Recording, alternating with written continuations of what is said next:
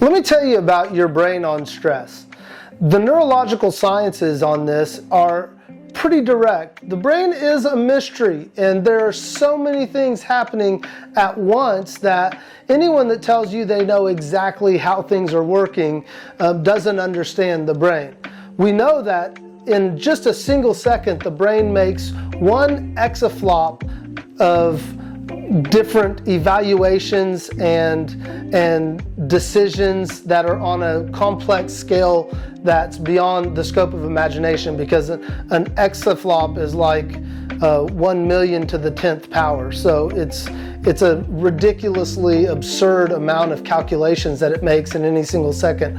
But what we do know is this: when you are under stress, when you feel stressed out, what's happening is that there is a cyclone of activity, a storm of activity that overwhelms the prefrontal cortex of the brain. That's the area of the brain right here in this forehead area, and it's the part of your brain that separates you from other primates, that we have this enlarged prefrontal cortex, which is where we logic, we reason, we predict the consequences of our behaviors, we see around corners, so to speak, knowing what might be around the corner. We do these complex human type evaluations and calculations, the use of the imagination, some of our personality is held there. So we have this part of our brain that becomes overwhelmed with blood flow, electrical activity. You can see it through MRI scans, you can see it through EEGs, SPECT scans.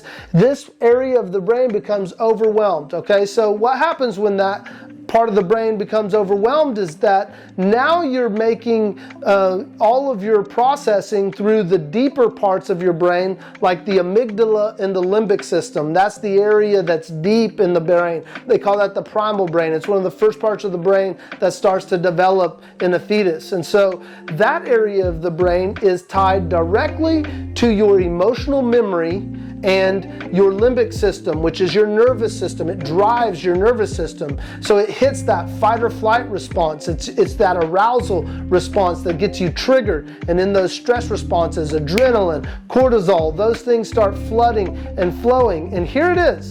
The part of the brain that allows you to plan and problem solve with the most efficiency and effectiveness is overwhelmed. So you might think that you're doing really great when you're stressed out, but you're not. You're using the parts of your brain that are not truly able to do those things at the higher level, which is why you find when you're stressed, you get tired, that you get overwhelmed, that you have anxiety, that you forget things, that you misplace things, that you make mistakes, that you flare up and explode on people, or say things that are unkind and unwise, or you lock up and shut down and you sort of hide away in what would be like a paralysis. It's that fight or flight mode. And so that is actually what's happening at the brain level when you're under stress.